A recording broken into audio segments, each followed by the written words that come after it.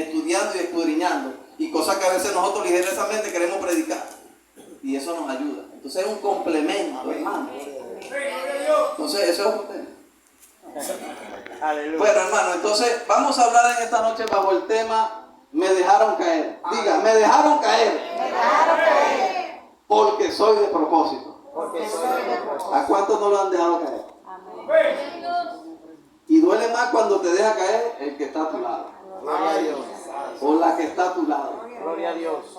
Y estoy hablando del amigo, de la amiga, del esposo, de la esposa, del hermano, de la mamá. Cuando yo inicié los caminos del Señor, mi papá me llamó y me dijo, ¿estás enfermo o tu esposa te obligó?